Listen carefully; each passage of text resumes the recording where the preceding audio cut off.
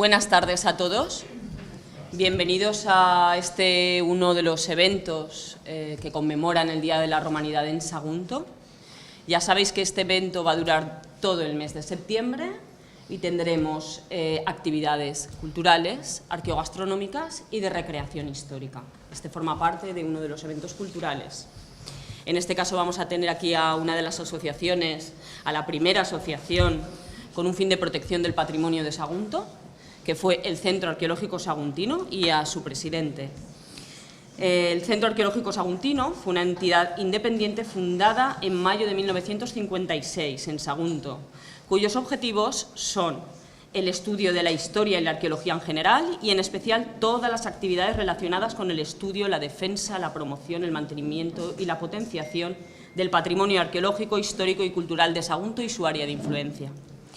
La sede del Centro Arqueológico Saguntino está en la Casa de Cultura Capitán Pallarés, en la calle Caballeros, número 12.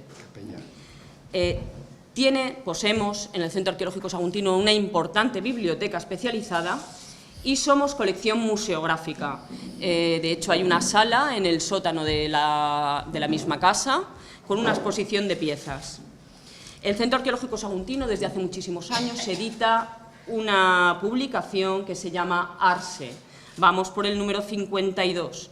Aparte de esta revista, editamos otros estudios como la historia de la ceca Arse Sagunto, muy importante, un libro muy importante, y Contra Úrsula. Aparte de esto, se realizan diferentes actividades como exposiciones, conferencias, cursillos y otras actividades de concienciación arqueológica. Se realizan anualmente salidas y viajes arqueológicos para conocer yacimientos y otros lugares de interés. Son 26 los viajes realizados ya. Y tenemos más de 300 socios. Digo tenemos más de 300 socios porque ahora voy a hacer una aportación propia. Yo en mi casa toda la vida he vivido este amor por nuestro pueblo, por nuestra historia, nuestro patrimonio y nuestra arqueología. Mis padres han sido miembros del Centro Arqueológico Saguntino y yo con 16 años ya entré a formar parte de este centro y realizo determinadas actividades en él. Esto me ha permitido tenerle un amor y una conciencia a nuestro patrimonio y considero que es algo muy importante que podemos hacer con nuestros hijos y nuestros nietos. Desde dentro he conocido mucha gente, muchas actividades, y este ha sido, junto con la aportación de mi familia, uno de los motivos por los que me monté la Llar dels Déus. Bueno, sin más, voy a pasar a presentar a nuestro presidente, don Amadeo Ribelles Fuentes, nacido en Sagunto en 1945, licenciado en Derecho en la Universidad de Valencia, diplomado en Dirección y Administración de Empresas, ESADE, en Barcelona, diplomado en Estudios Clásicos de una Universidad Sacro Cuore de Roma, y ha sido director general de Caja Sagunto y director de Relaciones Exteriores y Patrimonio Artístico de la Fundación Bancaja. Ha participado en cursos y congresos financieros y de sociología, arte e historia en España y el extranjero. Ha realizado numerosas publicaciones y dictado conferencias sobre temas de su especialidad. Miembro de diversas entidades financieras y culturales, promotor y directivo de varias instituciones culturales y sociológicas, presidente del Centro Arqueológico Saguntino desde el año 2002.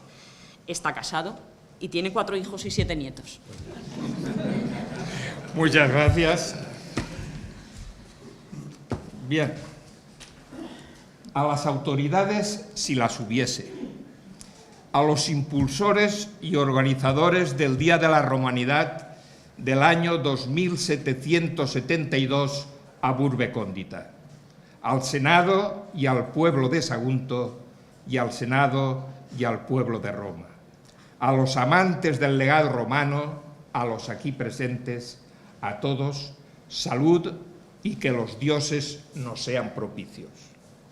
Desde antiguo se dice que Sagunto es famoso más allá de Iberia y de la propia Roma y de su imperio, porque aquí hizo un quiebro la historia y varió para siempre su camino.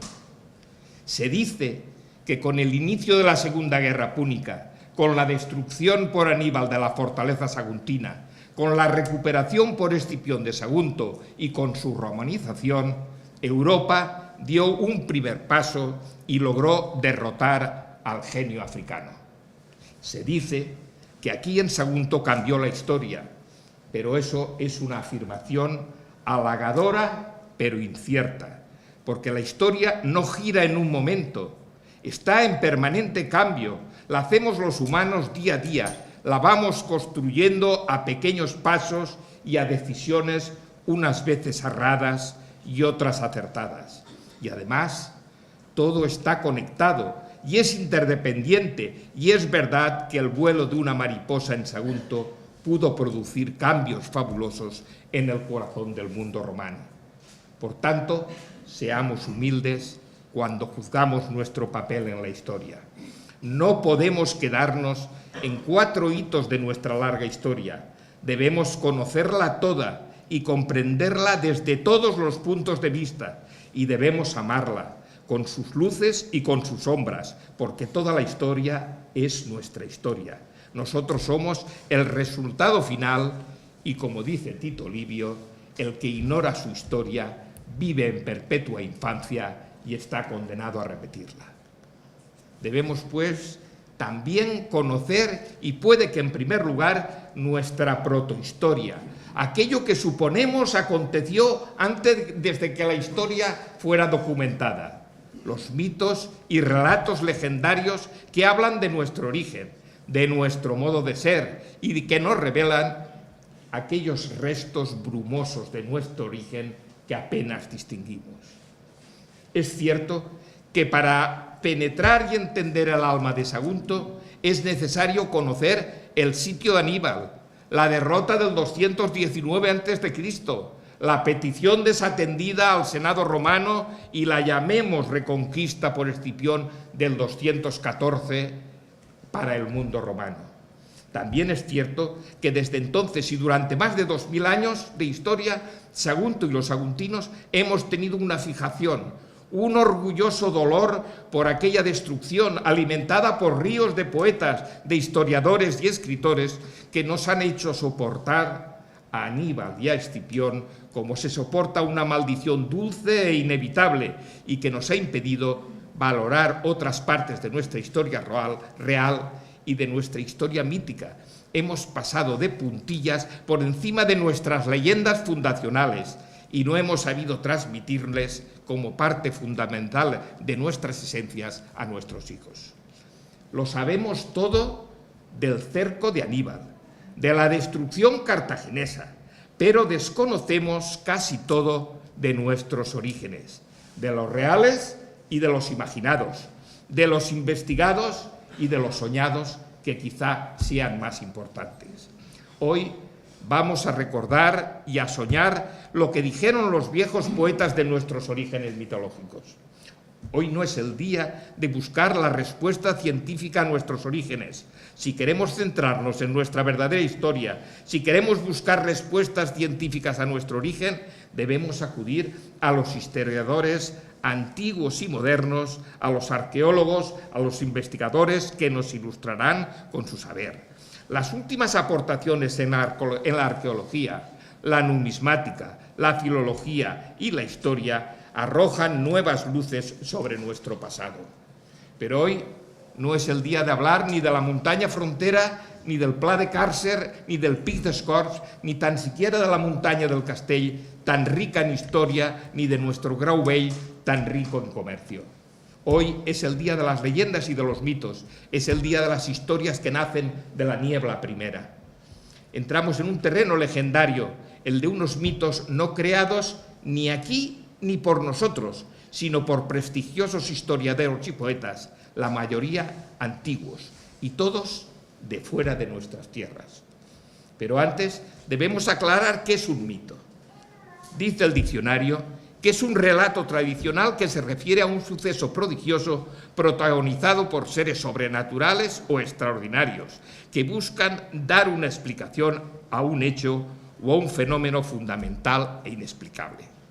Estos mitos forman parte importante del sistema de creencias de una cultura, de una comunidad determinada. Son unos relatos que se tratan como historias verdaderas y tienen la intención de ir más allá del relato, tienen una intencionalidad de trascendencia.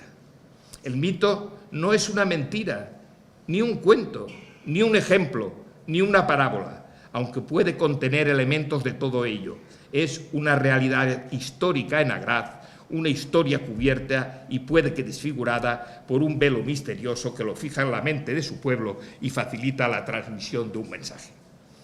Muchos han sido los autores que han estudiado el mundo mítico desde su vertiente científica, intentando desentrañar sus significados, sobre todo a partir del siglo XIX. Citemos solamente, por su importancia, a Mircea Eliade, a Malinowski, a Juan Manuel Losada, a Gustav Schaff y a Caro Baroja. Hay muchos tipos y clases de mitos, pero hoy hablaremos especialmente de uno.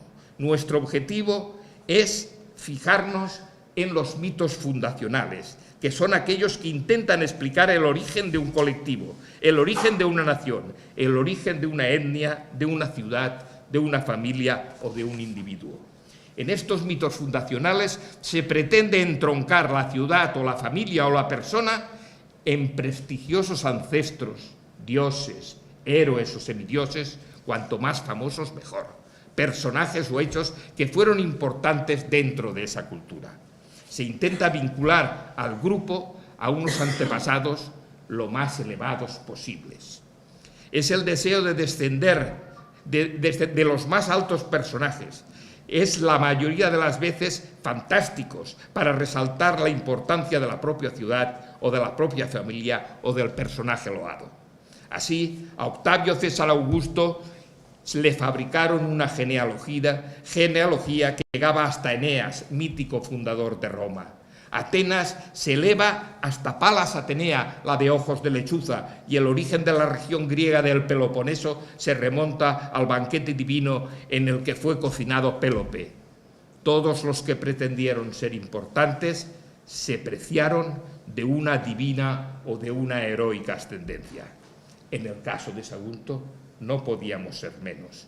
Vamos a escuadrillar un pasado en el que se mezcla lo real y lo presentido, una historia revestida de fantasía donde se cruzan héroes insólitos y hechos fantásticos. Nos remitimos en algún caso al principio de los tiempos y atisbamos unos padres imprecisos e inciertos. Sabemos que hay más voluntad de pertenencia nuestra al mundo clásico que de certezas en esas historias.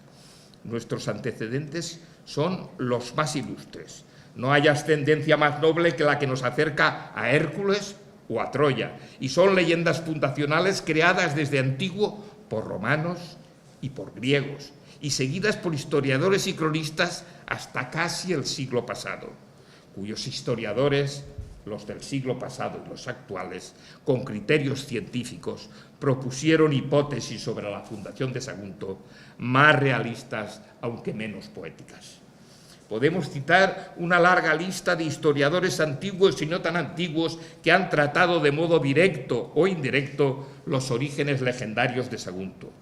Chabret y otros historiadores serios los citan para desmentir sus legendarias afirmaciones y acercar más Sagunto a la verdad científica que debe ser la base de la historia. Citemos al geógrafo griego Estrabón, a los historiadores romanos Polibio, Apiano Sículo, Pomponio Mela, Diodoro Sículo, Lucio Floro, Silio Itálico, Tito Livio, Plinio Ptolomeo, Annio Viterbense, Flavio Josefo, Marco Porcio Catón, que alaba nuestras higueras, Marcial, Juvenal, Frontón, que nos cita en sus cartas a Marco Aurelio, el poeta tardorromano Aurelio Prudencio, el padre de la iglesia San Jerónimo, San Isidoro de Sevilla, el de las etimologías. Todos han hablado de Sagunto. Y ya en época de la monarquía de los Austrias, el padre Mariana en su monumental Historia de España, Diego, la Crónica General de España del maestro Florián de Ocampo, cronista de Felipe II, la primera y la segunda parte de las grandezas y cosas notables de España, de Pedro Medina de Sevilla, corregida y ampliada por Diego Pérez de Mella, Gaspar Escolano en su Historia de la ciudad y reino de Valencia, Beuter, Pineda, Chabret, Bru Vidal, Aranegui, Cibera y tantos otros que han aportado una tupida red de testimonios más o menos legendarios, más o menos reales a la historia del nacimiento de nuestra ciudad. Los citados son solamente algunos ejemplos de una bibliografía que podríamos hacer larga, tediosa y espesa. Podemos afirmar que todos aquellos que han destinado sus esfuerzos a escribir la historia de Roma o la de España han echado un cuarto a espadas y se han ocupado de la fundación de Sagunto. Solo cabe decir que casi ninguno de los que en tan alta estima nos tuvieron fue saguntino, sino romano o hispano lejano a nuestros intereses, lo cual indica, señala y acredita la importancia desde antiguo de nuestra ciudad. Debo añadir que puede que estos escritores y aun otros no citados se copiaran los unos de los otros y que los padres de nuestra historia, de los orígenes, sean Silio Itálico y Tito Livio, pero es bien cierto que todos dejan a los saguntinos tan bien parados y todos consideran que somos un ejemplo de lealtad y fidelidad. Más vale así. Entremos en materia. Subamos al Olimpo, pues allí empieza nuestra historia. En aquellos lejanos tiempos en que los dioses bajaban del Olimpo y tenían relaciones no siempre santas con los humanos, Zeus, el padre de los dioses, el que amontona las nubes, se prendó de la bella Almena, nieta de Perseo, esposa de Anfitrión, rey de Tirinto. En una noche oscura en la que Almena esperaba la llegada de su esposo Anfitrión, Zeus, el padre de los dioses, el que amontona las nubes, tomó forma humana y la figura de Anfitrión, su esposo de Almena, y accedió carnalmente a la bella Almena, a la que dejó embarazada de una sola vez. La dejó embarazada del más grande de los héroes de la antigüedad clásica. 9 meses después vio a la luz Hércules, el que lleva la maza. La bella Almena, a pesar de ser casta e inocente, hubo de sufrir los injustos celos de Hera, la de los ojos de novilla, la esposa de Zeus, el padre de los dioses, que no le perdonó su belleza incitadora. Con sus celos divinos, Hera, la madre de los dioses, la de ojos de novilla, consiguió retrasar el parto de Almena y logró que Hércules viese la luz más tarde que su primo Euristeo, también nieto de Peleo, y que por ello reinó en Micenas y Tirinto. Pues Zeus, el padre de los dioses, el que lleva el trueno, había determinado que el nieto de Peleo que naciera primero sería el rey, y los que nacieran después estarían a él sometidos. Cuando Euristeo y Hércules fueron adultos, Euristeo mandó a Hércules realizar 12 trabajos imposibles, 12 gestas heroicas para liberarse de su dependencia. Si lo lograba, alcanzaría la libertad y además la inmortalidad. Y así se iniciaron los 12 trabajos de Hércules. Después de que Hércules realizara los primeros trabajos, matase al león de Nemea, a la hidra de Lerna, capturase el jabalí de Eribanto y otras hazañas extraordinarias, Euristeo le encargó el 10º de los trabajos. Debía robar los toros de Gerión. Gerión era un personaje monstruoso que tenía 3 cabezas, 3 troncos, 6 manos y 6 piernas, y era dueño de una manada de toros pardos rojizos preciosa. Esos toros, esta manada de toros, pastaba en la isla Eritella, en la lejana Iberia, en la bahía de Gades, el actual Cádiz. Nadie nunca se había atrevido a medirse con el gigante, pues además de su enorme fuerza, tenía 3 hermanos tan gigantescos y monstruosos y poderosos como Gerión. El rebaño de toros pardo-rojizos estaba al cuidado del pastor Euritrón, de enorme envergadura, tan gigante como su amo y tan malvado. Y le ayudaban a cuidar a las reses el terrible perro Ortro, que tenía 2 cabezas. Hércules, conociendo los peligros de este trabajo, reunió a un grupo de aguerridos amigos que a su vez aportaron soldados y jóvenes valerosos. Entre ellos destacaba uno de sus más queridos amigos, Zacinto se llamaba. Había fundado una ciudad en la isla del mar Jónico que lleva su nombre y que está muy cerca de Ítaca, la de Ulises. Los expedicionarios con Hércules al frente, se embarcaron en Creta. Hércules afrontó muchas aventuras, luchó y venció a Anteo, hijo de la tierra, purgó de fieras las tierras de Libia, a las que dejó amenas para el hombre, peregrinó por ardientes arenas hasta llegar a una tierra fértil, donde fundó una gran ciudad a la que llamó la de las 100 puertas. Al fin llegó frente a Gades, donde erigió las famosas columnas de Hércules para dejar constancia de que no se podía pasar de allí, ni adentrarse en la mar Océana. En Iberia encontró a los hermanos de Gerión con un nutrido ejército, los retó y uno a uno los derrotó y los aplastó con su clava el cráneo. A continuación, con su pequeño ejército, entre cuyos capitanes estaba Zacinto, venció y pacificó aquellas tierras y pasó a la isla de Eritella, morada de Gerión y de sus ganados. Para apoderarse de las reses, luchó con el perro de las dos cabezas Ortro, al que mató de un mazazo. También mató a mazazos al gigantesco pastor que acudió presuroso a ayudar al perro. Reunió las reses, que dóciles le siguieron, y con Zacinto y los demás salió de la isla.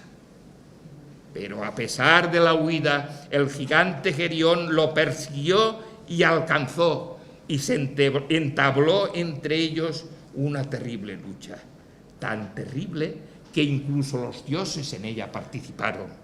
Era la madre de los dioses, la de ojos de novilla, se aprestó a ayudar a Gerión, pues odiaba a Hércules, como ya hemos dicho, desde antes de su nacimiento, pero no pudo con él. Hércules disparó una flecha y le alcanzó en el pecho izquierdo, y la diosa tuvo que huir. A continuación disparó otra flecha envenenada que había mojado en la sangre de la hidra de Lerna. Y entonces, con esa saeta, la tiró al ombligo de Gerión, en donde se unían los tres cuerpos, y allí el gigante sucumbió. Entre otras gloriosas gestas, se llevó al ganado por la orilla de la playa, cara a Grecia, por Andalucía, lo que sería luego Andalucía, Murcia, etcétera, hacia Grecia. Llegaron por el sur. Zacinto, que era el compañero de Hércules, a que había participado muy activamente en la lucha con los geriones, se trasladó con él y daba muestras y enseñaba los trofeos a quien quisiera verlo de que habían matado, entre otros, a Gerión. Llegaron por el sur a lo que hoy son nuestras costas. Era un día caluroso. Zacinto se acercó a una fuente para calmar su sed y para abrevar el ganado que llevaban. Al acuclillarse para beber, pisó inadvertidamente una serpiente que se revolvió y le picó en la garganta. El veneno de la serpiente, incrementado por el efecto del calor, fue letal. Zacinto murió. Hércules, su amigo, quedó triste y consternado, le lloró mesándose los cabellos y en aquel lugar construyó un hermoso sepulcro que situó en lo alto de una colina y depositó en él el cuerpo de su amigo muerto, y fundó allí Hércules una ciudad, a la que rodeó de sólidas murallas y le dio por nombre Zacinto en honor de su amigo. Los compañeros de Zacinto, valerosos guerreros de su misma isla que con él habían venido a la aventura de Gerión, no quisieron separarse de su jefe muerto y allí quedaron custodiando el sepulcro, y con el tiempo procrearon y formaron un pueblo que se guareció en el interior de las murallas que había construido Hércules, nuestras murallas, y ellos fueron los primeros habitantes de Zacinto Sagunto.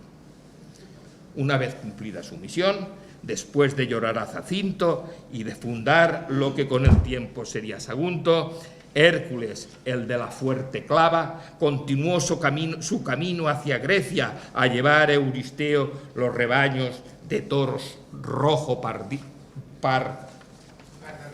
pardo rojizo de Gerión. Gracias. Sagunto, dice la leyenda, que así fue fundado. Y lo fue por el más preclaro de los héroes griegos, por Heracles divino, el que lleva la clava, el hijo de Zeus, padre de los dioses. Pero ¿quién era Zacinto? ¿Quién era Zacinto que muere y es enterrado en nuestra tierra y cuyo nombre llevamos? No debemos confundirlo con el desgraciado Zacinto, amante de Apolo y del viento Céfiro, que murió de un golpe de disco mientras Febo Apolo, el que ataca de lejos, le enseñaba a lanzar el disco deportivo y de cuya sangre nació la flor del jacinto. Nuestro jacinto no es ese, o puede que sí.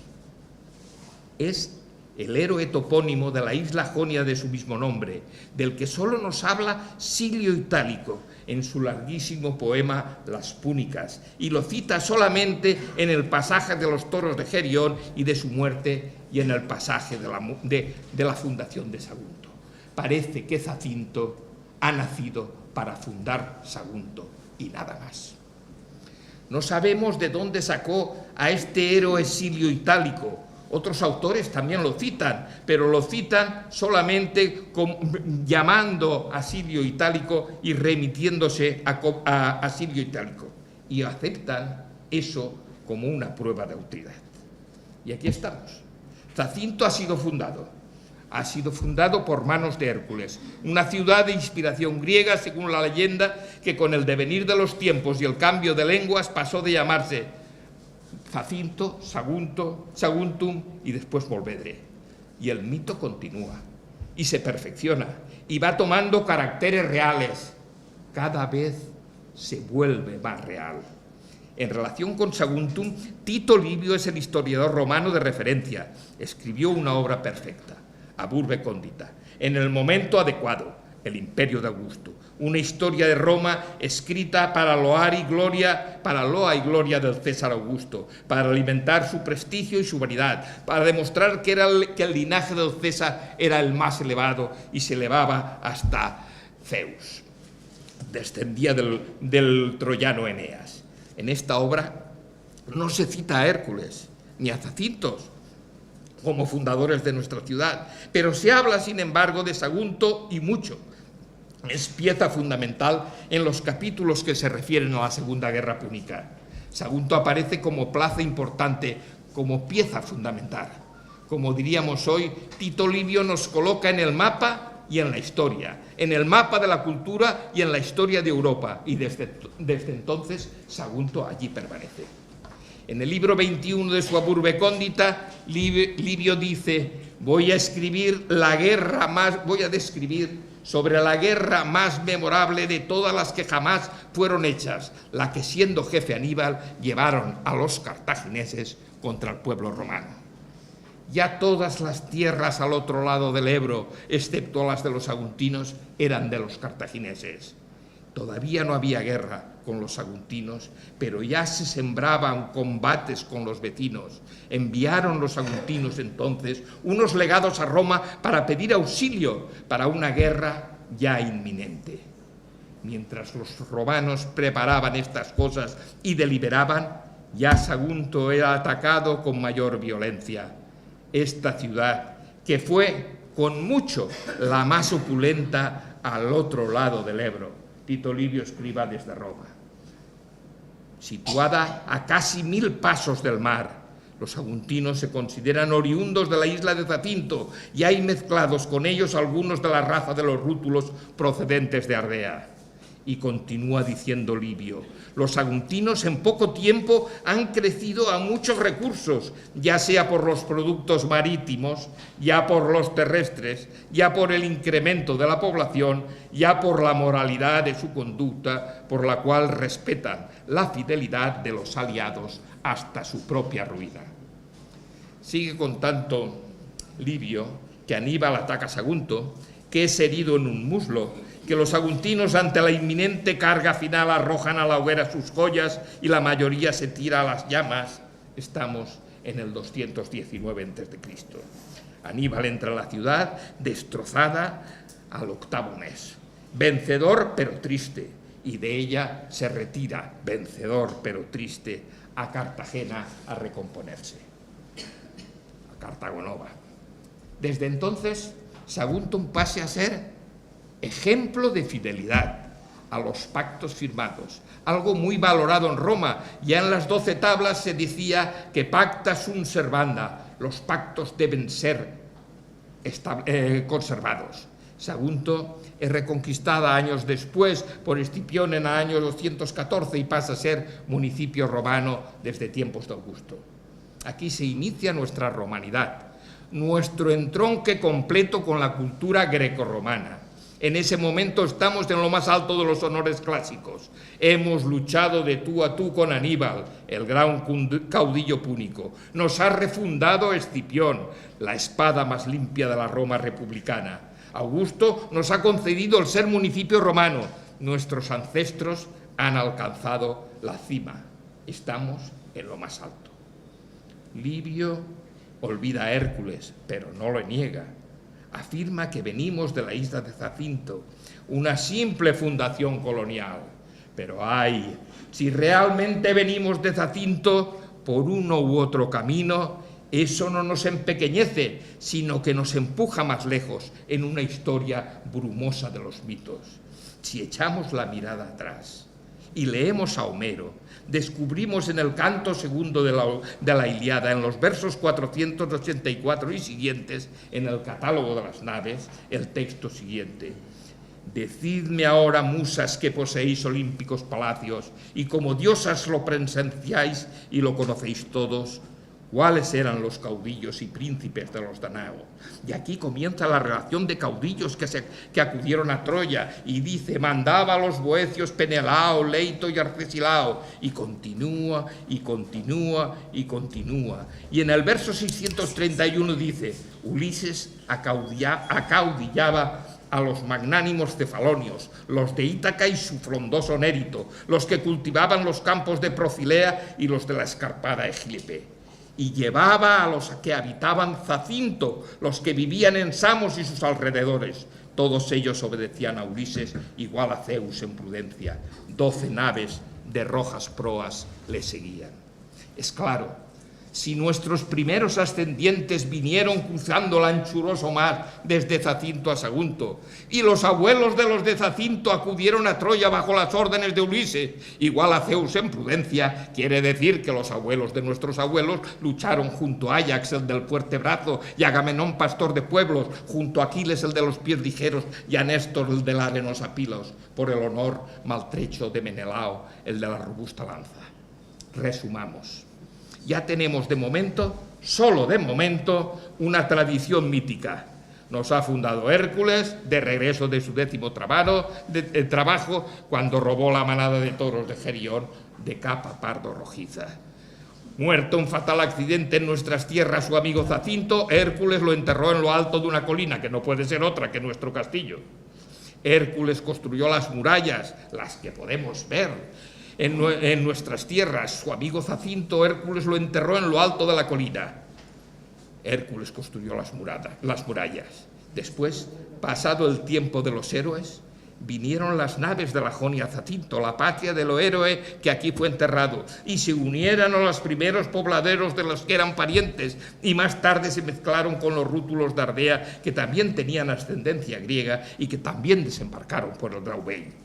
La ciudad prosperó, comerciando por el mar y por la tierra, y llegaron a ser la ciudad más opulenta más allá del Ebro. Y aquellos saguntinos pactaron alianzas con Roma, la más grande de las urbes que en el mundo ha sido, y en el 219 fueron atacados por el vil Aníbal, caudillo africano salido de las arenas del desierto, y tras 8 meses de luchas increíbles en las que incluso herimos en un muslo al numen cartaginés, Aníbal conquistó nuestro pueblo y nos destruyó. Pero antes que rendirnos los saguntinos, arrojamos nuestros tesoros, y a nuestros hijos y a nuestras mujeres, al fuego purificador. Y así entramos en la historia como ejemplo de honor y de fidelidad. Esto es uno de los relatos legendarios de la fundación de Troma. Pero esto no es el final, no hemos terminado de relatar nuestros orígenes míticos, pues hay mucho, mucho más. Las dos corrientes que han dado la vida a la vieja Europa son el mundo grecorromano, del que ya hemos visto somos un hito importante, y el otro es la tradición judeocristiana, en cuyo campo también tenemos protagonismo. El patriarca Noé, el del arca. Génesis capítulo del 6 al 12, por orden de Dios construyó un arca donde subieron 2 animales de cada especie, y también él entró en el arca con sus hijos y su mujer y sus nueras para resguardarse de las aguas del diluvio, y fueron los únicos que se salvaron. Y el diluvio cayó sobre la tierra durante 40 días y 40 noches, y la tierra quedó cubierta por las aguas durante 150 días. Terminado el diluvio, salió del arca Noé y su mujer, sus 3 hijos, Sem, Cam y Jafet, y sus 3 nueras, y se reemprendió la población del mundo hasta cubrirla, hasta hoy. De su hijo Jafet nacieron 7 hijos. El quinto de ellos le puso su padre Jafet por nombre Tubal. Hasta aquí el texto. La tradición nos cuenta que Tubal, hijo de Jafet, hijo de Noé, nació en la Aramea y participó en la construcción de la Torre de Babel. Cuando el Señor Dios confundió las lenguas por los pecados de los que estaban construyendo la torre, Tubal, como todos los demás, se dispersaron. ¿Y qué hizo Tubal? Tubal, el hijo de Jafet, el nieto de Noé, caminó hasta el extremo de la tierra, pues quería saber si del océano aún emergía la Atlántida y sus moradores. Llegó a lo que luego sería la Hispania 12 años después, es decir, 143 años después del diluvio bíblico, 637 años antes de la guerra de Troya, es decir, 2174 años antes de Cristo. Cálculos del mundo romano. En Hispania, Tubal, en su afán repoblador, fue fundando ciudades en lugares altos y despejados para facilitar la defensa de posibles enemigos. Llegó por la Bética hasta Portugal, donde fundó Setúbal. Se asomó al océano y, viendo que la Atlántica había desaparecido, regresó bordeando la costa. Y en este camino fue fundando ciudades. ¿Y qué ciudad fundó en lo que sería el Mediterráneo? Sagunto. ¿Y por qué le dio? Y esto dicen los clásicos, fundó Sagunto. Y le dio este nombre porque Tubal, en su periplo primigenio, venía acompañada de unos compañeros y amigos desde la lejana Aramea, de la familia de los sagas. Y los sagas aquí se quedaron y le pusieron por nombre Sagunto. Y Tubal se despidió de los sagas y de Sagunto, al que había fundado, y por eso se denomina Sagunto, y aquí quedaron los sagas, y Tubal continuó su camino y ya no nos interesa. De esta fundación mítica no sabemos más, pero es importante. Sabemos que, según dice Flavio Josefo en su Historia de los Judíos, en Hispania tenía recaudadores el rey Salomón, pues parte de la península estaba sometida al rey de Israel. Habría esto que verlo. En un intento de probar tesis tan extrañas, se indica que hay 2 lápidas en Sagunto que a ello hacen referencias. Y así es. En una de ellas se dice: aquí yace Adoniram, recaudador de los impuestos del rey Salomón. En la segunda lápida se especifica: este es el sepulcro de Oram Nebac, presidente que se rebeló contra su príncipe y Dios se lo llevó en grande dolor y vivió con ilustrísimo nombre hasta el tiempo del rey Amasías de Judea. Bien es cierto que estas lápidas funerarias nadie las ha visto. Solo hay constancia de las transcripciones y ya Ambrosio de Morales las consideró apócrifas, y de entonces hasta hoy todos los historiadores, hasta los últimos, quiero decir los más recientes, todos, Chabret incluido, e incluso Cibera, las han considerado totalmente falsas como una espada de madera. Pero por muy descabellada que parezca la leyenda, no creamos que es el escrito de un anónimo autor perdido en la noche de la historia. La fundación mítica de Tubal se remonta a Flavio Josefo, de donde la toma San Jerónimo, de donde pasa San Isidoro de Sevilla, y de allí a la intelectualidad medieval y a los cronistas reales de la Casa de Austria. Su falsedad ha sido comprobada por los estudios racionales de los historiadores modernos.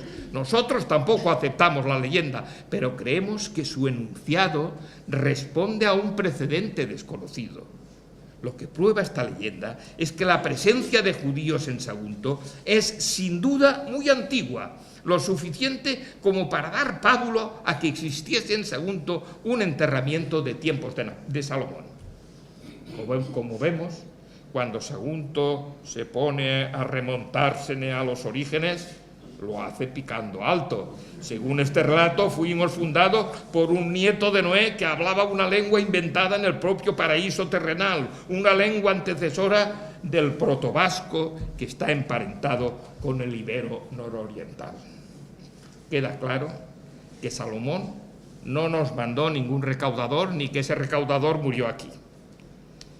Pero la importancia de Sagunto fue tanta que podía darse por bueno este hecho y no por descabellado. Diego, en los Anales del Reino de Valencia, libro segundo, capítulo primero, añade, atención, que lo que hoy es el Reino de Valencia y el Reino de Aragón comenzó a poblarse por Sagunto, gracias a Tubal y a los hijos de Tubal. Es decir, que no fueron los aragoneses los que vinieron a conquistarle, ni mucho menos el invasor del Cid, sino que fuimos nosotros los que conquistamos, no, los que poblamos y dimos luz a Aragón y al resto de Valencia. Y hasta aquí la otra cara de estos legendarios orígenes que denotan la importancia de nuestra ciudad. Hemos navegado por dos ríos culturales que han formado nuestra vieja Europa, pero aún queda una última nota. Aún queda una última nota fundacional. Nada hemos dicho de nuestros orígenes cristianos y tampoco hemos dicho de si son verdaderos o legendarios, pero los hay y se remontan a los primeros siglos del cristianismo.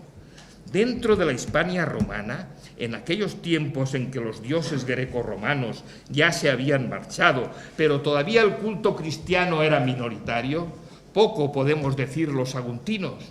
Vamos en este tema más bien flojos. No nos visitó ni San Pablo, ni Santiago, que sepamos, ni nos evangelizaron ninguno de los 7 varones apostólicos que se quedaron en Andalucía. Y así nos quedamos en Sagunto sin diócesis, sin obispo y con la creciente competencia de la vecina Valencia. Pero algo podemos decir. El poeta romano cristiano Aurelio Prudencio escribe a finales del siglo IV el Liber Peristefanón, el libro de la corona de los mártires. Es un himnario en el que en 14 capítulos canta la vida y milagros de los mártires cristianos hispánicos de los primeros siglos, comenzando por los de su tierra, Calahorra, los santos Emeterio y Celedonio.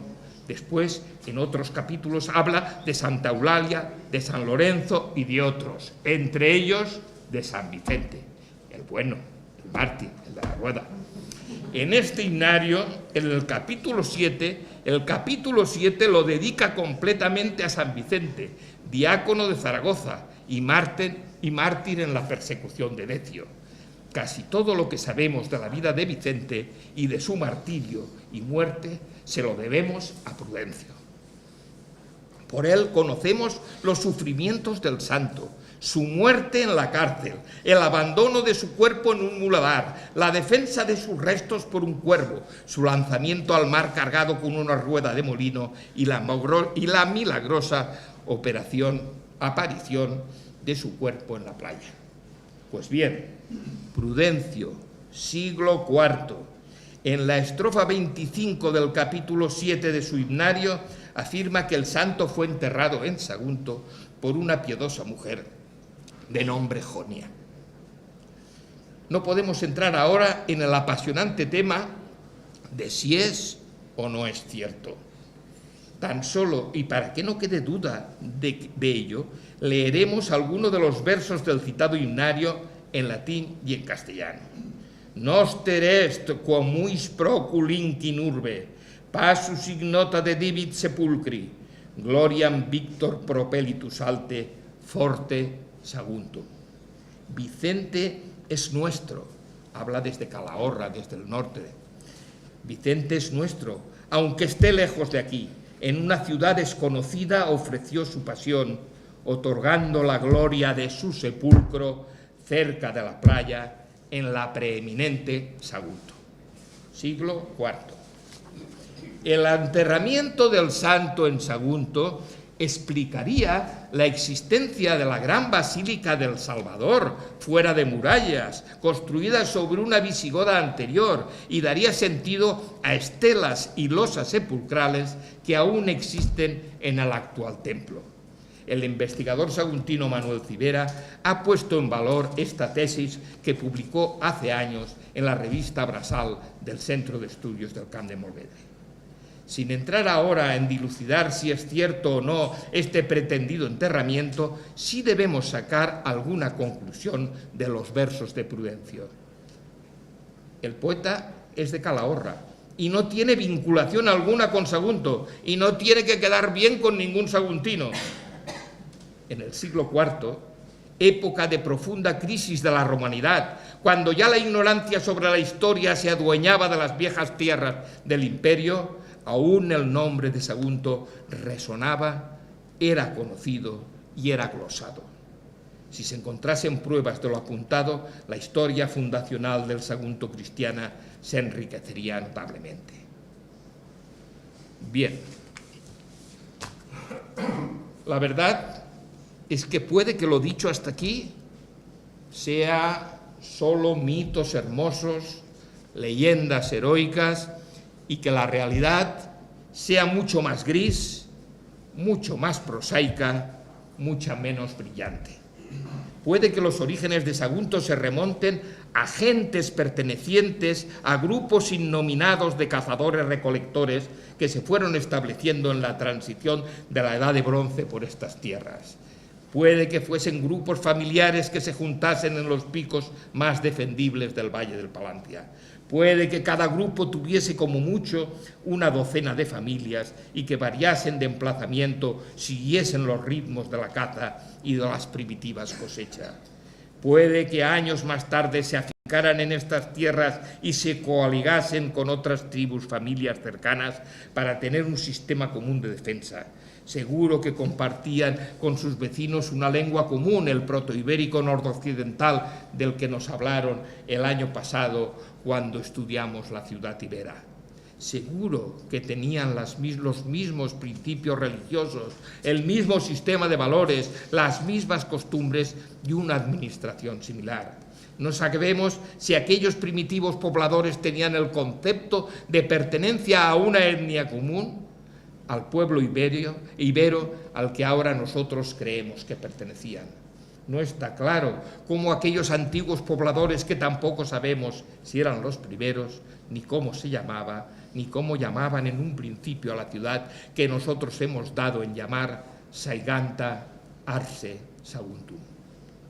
En 1985 se descubrió en Ampurias, en Emporion, una carta del siglo V a.C., escrita en griego en una tablilla de plomo, mandada por un comerciante a su agente en Ampurias para que realizase una transacción en un lugar llamado Saiganta, de donde era un ibero llamado Vaspedas, que se dedica a la compra de productos, vino entre ellos, y a remolcar barcos, pues tiene una embarcación apta para ello. Con casi total seguridad se ha identificado a Saiganta con nuestra ciudad, topónimo que en el posterior proceso de helenización puede que se convierta en Saguntum. No se tiene la seguridad, pero es muy probable que así fuese. Estos grupos que formaron la primitiva ciudad ibera recibieron la visita de naves griegas que, provenientes de las ciudades helenizadas del Mediterráneo occidental, nos visitaron, de Ampurias, de Masalia, de Ardea, la rútula del Lacio, y quién sabe si de la lejana Grecia, de Cefalonia o de la jónica isla de Zacinto. Sabemos que aquellos iberos estaban volcados al mar, de donde les venía un comercio próspero. También sabemos que lograron cultivar un campo fértil y ser una primera llave de comunicación en el cruce de caminos entre la costa y la Iberia interior.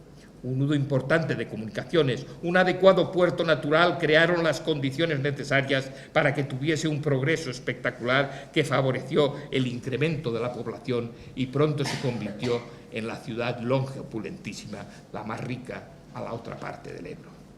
Puede que ayudase a este progreso la moralidad de sus leyes y de su conducta. Cuando dice esto Livio, quizá se refiera a que es extraño en una ciudad ibera que en las fechas previas a la Segunda Guerra Púnica el Arse Saguntum ibérico tuviera órganos colegiados, algo muy distinto al sistema de jefes tribales propios de los pueblos iberos. Pero no quiero entrar allí. Ya entonces, Sagunto era una ciudad especial, incluso para los observadores romanos, una población ibera que las influencias griegas y romanas fueron modelando, la rudeza de las gentes hasta ponerlas al nivel de las ciudades cultas del Mediterráneo civilizado. No entraré en el controvertido tema del nombre ibero de nuestra ciudad, sobre si Arse era el nombre de Sagunto o simplemente el término con el que se designaba a la fortaleza, como en otros lugares de la antigüedad que hemos visto. No es hoy el tema. Hoy estamos hablando de mitos. Tampoco hablaré de su religión. Los iberos saguntinos tenían sin duda una religión muy elaborada, de la cual es una buena muestra el santuario al dios Tú que los romanos identificaron con el Liber Patrei y cuyos restos tenemos, aunque muy deteriorados, en el Pic dels Corps. Pero sí quiero hacer algún apunte sobre la numismática. Sagunto fue la primera ciudad ibera que acuñó moneda y lo hizo muy pronto, a mediados del siglo IV. Nuestra ceca es extensa, rica y la mejor estudiada de España, gracias a los saberes de Pero Pau Repollés y a la afición y dedicación de muchos numismáticos saguntinos, entre otros el de Sergio Vela, y al empeño y a la financiación del Centro Arqueológico. El diseño de las monedas saguntinas siguen los patrones de griegos clásicos y son el reflejo del panteón religioso de la ciudad.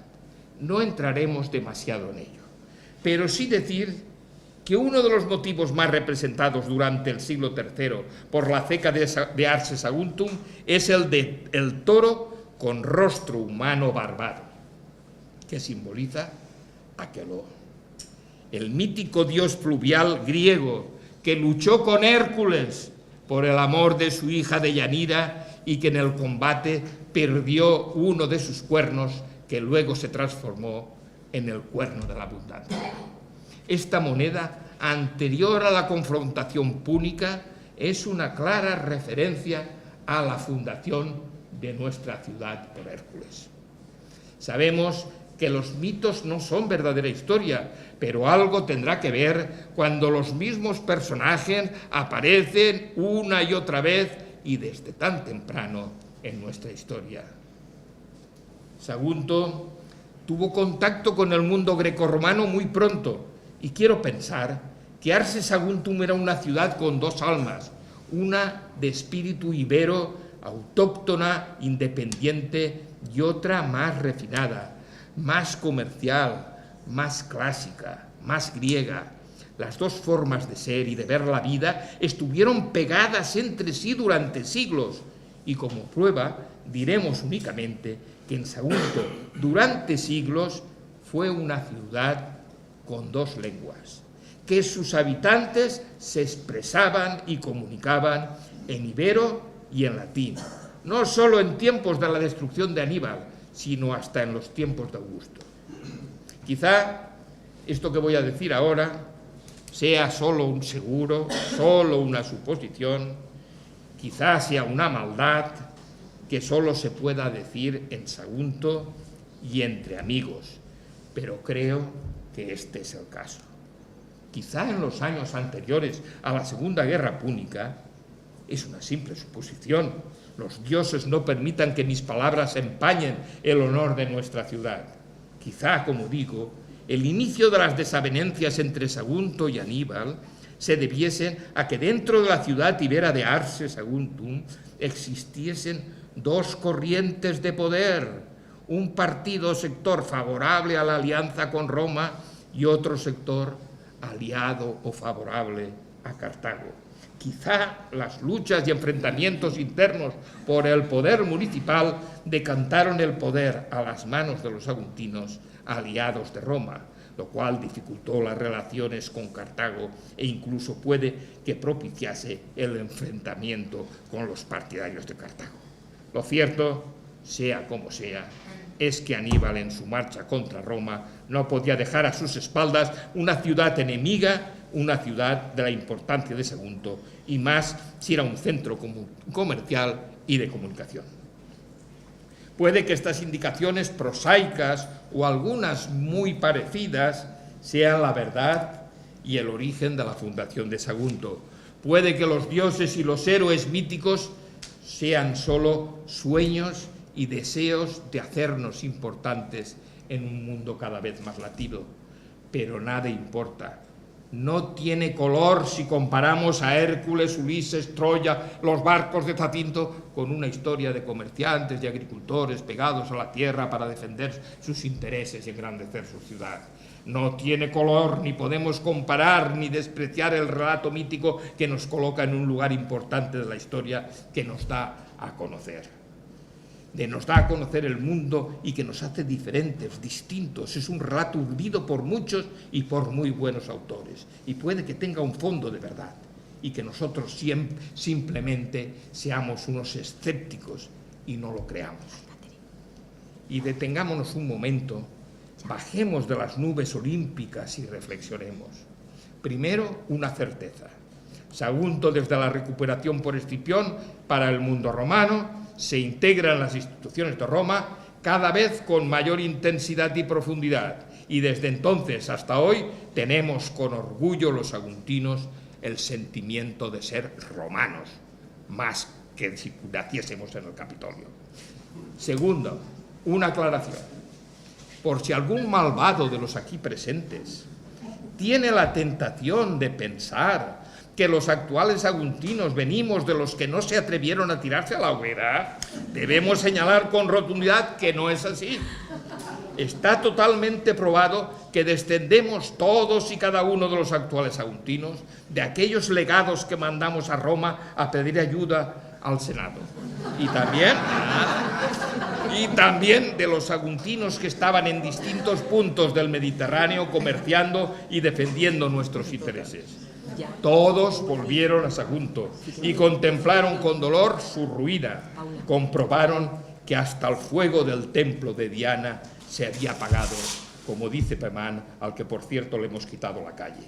Se pusieron a la labor y con su trabajo y con la ayuda de Roma poblaron de nuevo el Arse Sagunto y lo hicieron grande. Ahora sí, ahora estamos ya al final del camino, pero antes de terminar sería bueno tomar algunas conclusiones. Repito, primero, los mitos no son inventos gratuitos, son la primera lectura de la historia. Es bueno conocer nuestros orígenes míticos y detrás de la leyenda siempre hay una historia escondida que hay que intentar descubrir y purificar.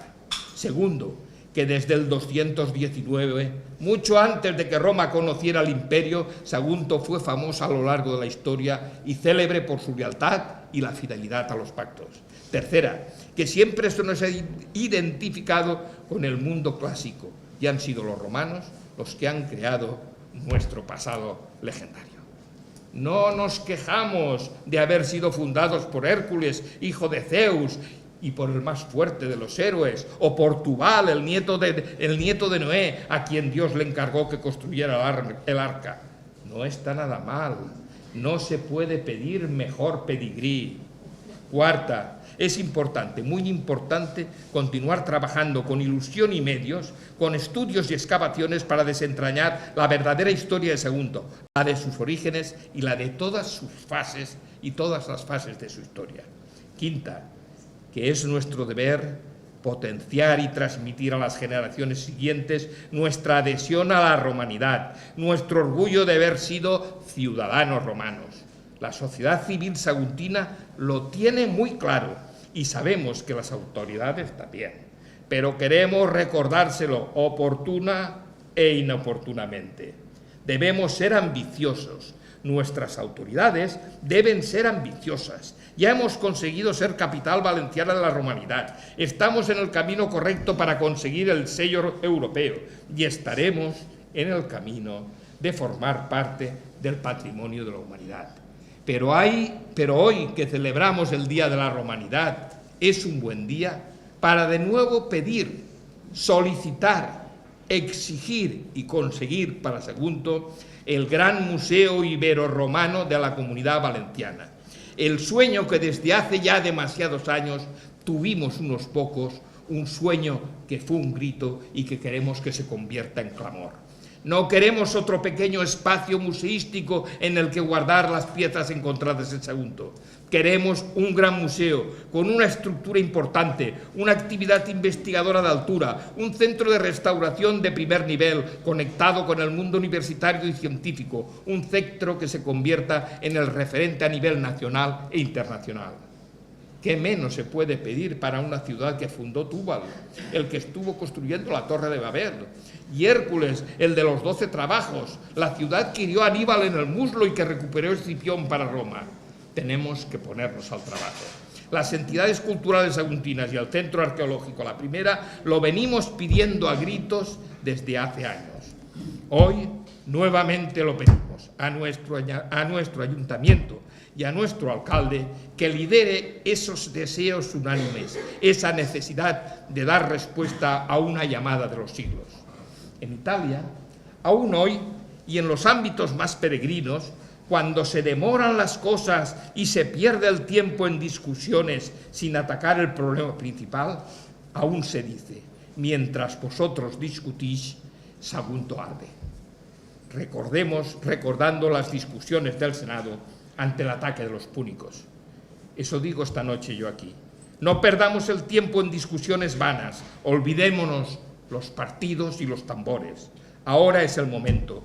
Que nadie pueda decir en el futuro que mientras nosotros hablábamos y discutíamos, Sagunto de nuevo ardía y se perdió la partida. Recordemos que, como dice Terencio, audaces fortuna yugat. La fortuna ayuda a los audaces. Nosotros debemos ser de los audaces. Muchas gracias.